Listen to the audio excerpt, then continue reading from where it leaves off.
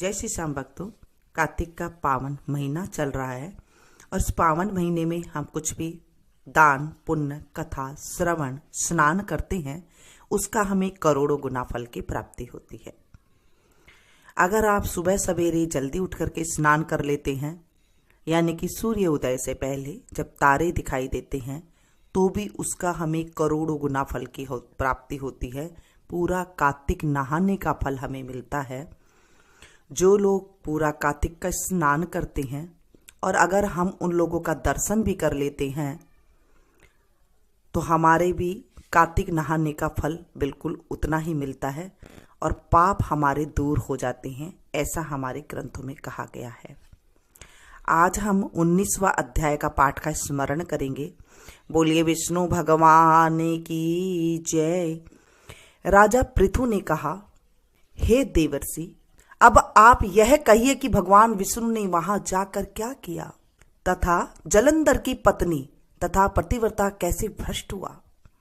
नारद जी बोले, जलंधर के नगर में जाकर भगवान विष्णु ने उसकी पतिव्रता स्त्री वृंदा का पतिव्रत भंग करने का विचार किया। वहां उसके नगर में एक उद्यान में जाकर ठहर गए और रात में उसको स्वप्न दिया। वह उनकी माया और अद्भुत कार्य पद्धति थी। और फिर उनकी माया द्वारा जलंधर की पत्नी पतिव्रता वृंदा ने रात में यह स्वप्न देखा कि उसका पति नग्न होकर सिर पर तेल लगाए महिष पर चढ़ा है। वह काले रंग के फूलों की माला पहने हुए है तथा उसके चहु और हिंसक जीव है। वह सिर मुंडाए हुए अंधकार में दक्षिण दिशा की ओर जा रहा है। उसने अपने नगर को समुद्र में डूबा हुआ देखा और इस प्रकार से बहुत से भयानक सपने देखे। फिर तत्काल ही वह जाग उठी और सपने के संबंध में विचार करने लगी। इतने में उसने सूर्य को उदय होते हुए देखा तो उसमें उसे एक छिद्र दिखाई दिया। वह कांतिहीन था। इसे उसने अनिष्ट जाना। वह भयभीत होकर रोने लगी। वह छज्जे पर चढ़ गई, अटारी पर चढ़ी, भूमि पर उतरी, मगर उसको कहीं पर भी शांति प्राप्त नहीं हुई। फिर वह अपनी 2 सखियों के साथ लेकर उपवन में गई, परंतु वहां पर भी उसको कल न पड़ी, शांति न पड़ी। फिर वह जंगल में निकल गई, मगर वहां पर भी उसको चैन न आया। वन में उसने सिंह को लड़ते हुए 2 भयंकर राक्षसों को देखा, सिंह के समान, जिससे वह अत्यंत भयभीत होकर वहां से भागने लगी। उसी क्षण वहां पर अपने शिष्यों सहित एक मौनी तपस्वी आ गया। भयभीत वृंदा उसके गले में हाथ डालकर उससे अपनी रक्षा के लिए याचना करने लगी। मुनि ने अपनी एक ही हुंकार से उन दोनों राक्षसों को वहां से भगा दिया। वृंदा को आश्चर्य हुआ। वह भय से मुक्त होकर मुनि नाथ को हाथ जोड़कर प्रणाम करने लगी और कृतज्ञता का ज्ञापन किया। फिर उसने मुनि से अपने युद्ध रथ पति के संबंध से उसकी कुशल क्षेम का प्रश्न किया।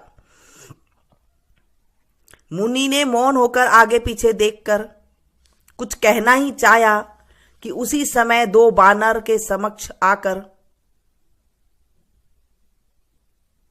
उनसे हाथ जोड़कर खड़े हो गए और जो ही मुनि ने भ्रुकुटी संकेत किया, त्यों ही वह उड़कर आकाश में चले गए। फिर जलंधर का सिर व धड़ लेकर मुनि के पास आ गए। तब वृंदा ने अपने पति का मृत्यु हुआ जानकर अपने पति को मृत समझकर मूर्छित होकर पृथ्वी पर गिर पड़ी और अनेक प्रकार के वचन कहकर दारुण विलाप करने लगी।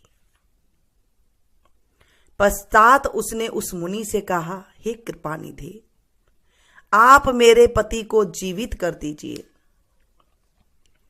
पतिव्रता परायण दैत्य पत्नी ऐसा कहकर दुख के श्वासों को छोड़ती हुई मुनीश्वर के चरणों में गिर पड़ी।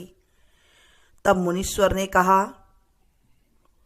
वह शिवजी द्वारा युद्ध में मारा गया है, अतएव जीवित नहीं हो सकता, क्योंकि जिसे भगवान शंकर मार देते हैं वह कदापि जीवित नहीं हो सकता, परंतु शरणागत की रक्षा सनातन धर्म है, अतः मैं कृपा कर इसे जिलाए देता हूं। नारद जी कहते हैं कि वह मुनि साक्षात विष्णु ही थे, जिन्होंने कि यह सब माया फैला रखी थी। वह वृंदा के पति को जीवित करके अंतर ध्यान हो गए। जलंधर ने उठकर वृंदा का आलिंगन किया और उसका मुख चूमा। वृंदा भी पति को जीवित हुआ देखकर अत्यंत हर्षित हुई और अब तक हुई सब बातों को स्वप्न समझा। पश्चात वृंदा सकाम हो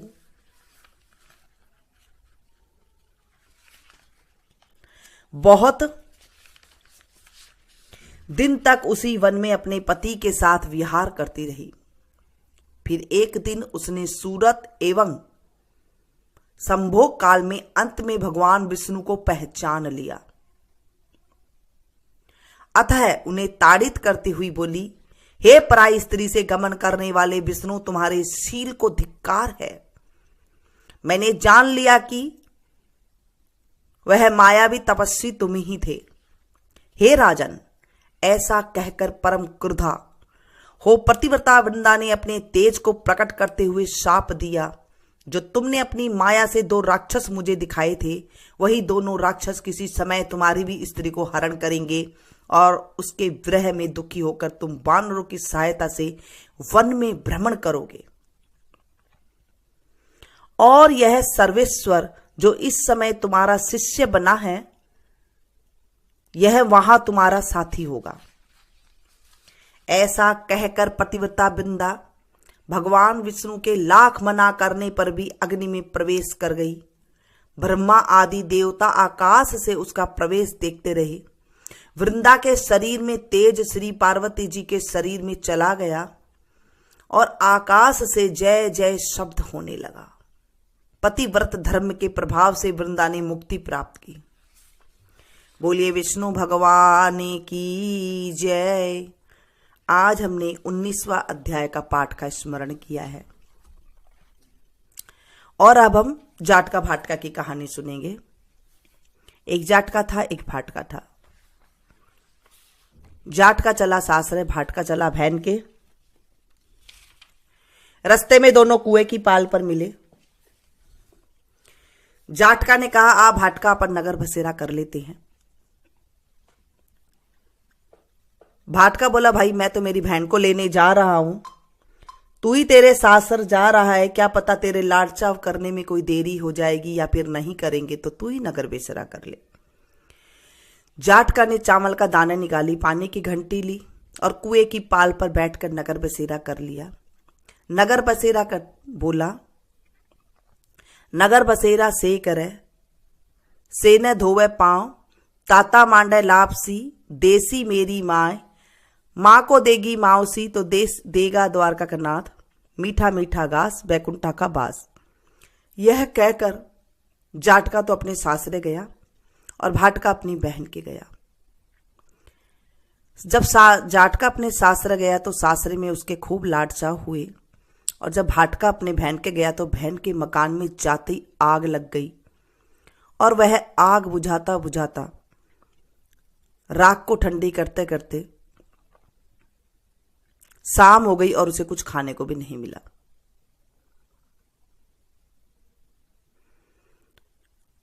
उसकी टाट भी गंजी हो गई, इतनी उसको मेहनत करनी पड़ी। फिर दोनों भाईले फिर से मिले। जाटका ने पूछा, भाईला क्या खबर है? भाटका बोला, भाई मैं तो मेरी बहन के गया हूं, जब से उसके मकान में आग लग गई, राख उठाते उठाते टाट गंजी हो गई और कुछ खाने को भी नहीं मिला। जाटके ने बोला, मैंने तेरे को पहले ही बोला था कि नगर बसेरा कर ले। भाट का बोला, भाई तेरे नगर बसेरा में इतना ही गुण है तो आज अब कर लेते हैं। फिर पानी, घंटी, चावल का दाना लेके दोनों ने नगर बसेरा कर लिया। फिर से बोला, नगर बसेरा से करे से न धोए पाँव, ताता मांडे लापसी देसी मेरी माँ, माँ को देगी मावसी तो देसी देगा द्वारका का नाक, मीठा मीठा घास पैकुंठा का पास। यह कहकर गया। बहन की पड़ोसन बोली, तेरे भाई को आए 2 दिन हो गया, तेरे पास कुछ नहीं है तो मेरे पास उधार लेकर के तू अपने भाई को जिमा दे। बहन ने भाई को ले जिमाया पड़ोसन से उधार लेकर के। इधर जाट का अपने ससुराल से चला, इधर भाट का अपने बहन को लेकर के चला। रस्ते की कुएं की पाल पर दोनों जने फिर मिले। राजाटका ने कहा, भाटका नगर बसेरा कर ले। भाटका ने कहा, भाई मेरी तो माँ है, तेरे मावसी है, क्या पता तेरे को रोटी खा लेगी कि नहीं। मेरे तो माँ है, जाते ही दही चूरमा खाने मिल जाएगा, तू ही नगेरा बसेरा कर ले। जाटका ने फिर से पानी, घंटी, चावला का दाना लेकर नगर बसेरा कर लिया। इधर जाटका अपने घर गया। मावसी ने खूब लाड चाव करे। भाटका अपनी बहन को लेकर घर गया तो उसके बाप की भैंस खो गई। बाप एक लाठी उठाए और एक लाठी धरे और कहने लगा कि बहन के गया तो मकान में आग लगा दी, इधर आए तो भैंस को दी। पहले भैंस खोज कर ला, जब तेरे को रोटी पानी खाने को मिलेगा। शाम को फिर दोनों भाईला मिले। जाटका ने पूछा, भाईला क्या खबर है। बोला, मैं तो आते ही मेरे बाप की भैंस खोगी और सुबह से ढूंढ रहा हूं, भैंस नहीं मिली और कुछ खाने को भी नहीं मिला। जाटका ने बोला था, भाई मैंने तेरे को पहले ही कहा था कि तू नगर बसेरा कर ले। भाटका बोला, भाई तेरे नगर बसेरा में इतना ही गुण है तो आप कर ले। उसने नगर बसेरा कर लिया और बोला, नगर बसेरा से करे से न धोवे पाँव, ताता मांडे लापसी देसी मारी माए, माए ने देसी मावसी तो देसी द्वारका का नाथ, मीठा मीठा घास पैकुंठ का बास।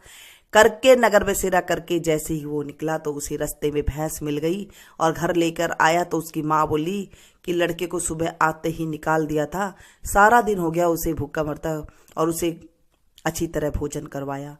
फिर सारे गांव में, नगर में ढिंडोरा पिटवा दिया कि कार्तिक में पियर सासरे आते जाते, और कार्तिक के महीने में जो कार्तिक नहाए वैसे भी उन्हें नगर बसेरा जरूर करना चाहिए।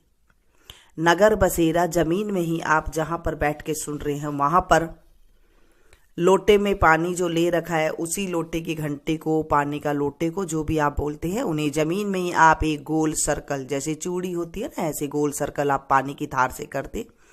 उसके बाद बीच में आप थोड़ी सी 1-2 दाने चावल के डाल करके और ऊपर से उसमें बत्ती रख के आप इसे एक बत्ती जला दे तो ये नगर बसेरा का हो जाता है।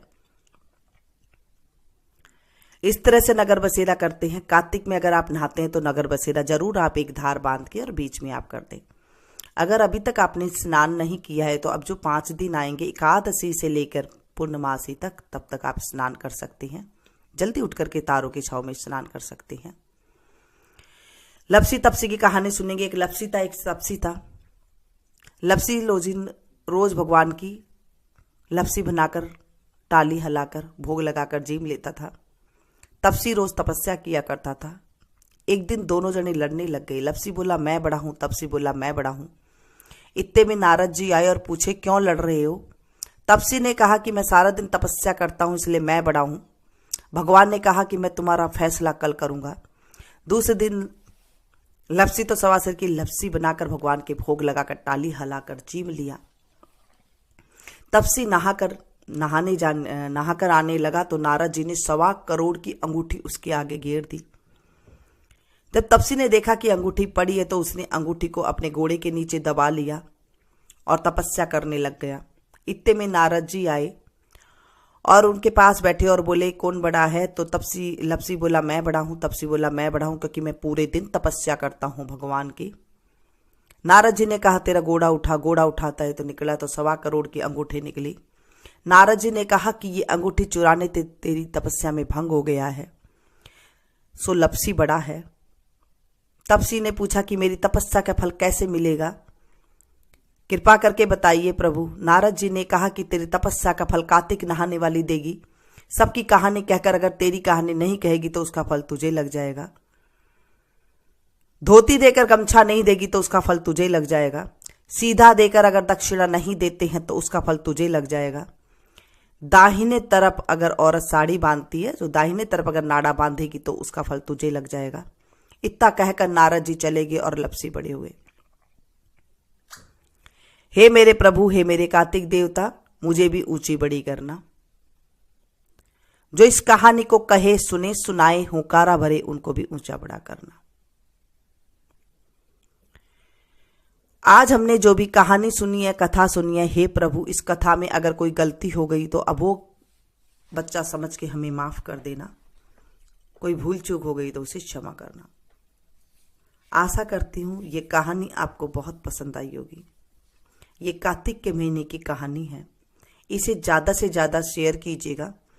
जैसे मैं आप लोगों को सुना रही हूँ, आप हजारों की मात्रा में एक साथ सुन रहे हैं, तो मुझे भी जो है पुण्य की प्राप्ति मिल रही है। मैं चाहती हूँ कि मेरे सुनने वाले जितने हैं उनको भी और भी पुण्य की प्राप्ति हो, क्योंकि आपने कथा सुनी है, आपको तो 100% पुण्य मिला ही है। जब आप भी किसी को शेयर करेंगे, सुनाएंगे, तो आपको भी जो है कथा का 16वां हिस्सा पुण्य आपके खाते में अपने आप जमा हो जाता है। क्योंकि कार्तिक का पावन अमोघ महीना है।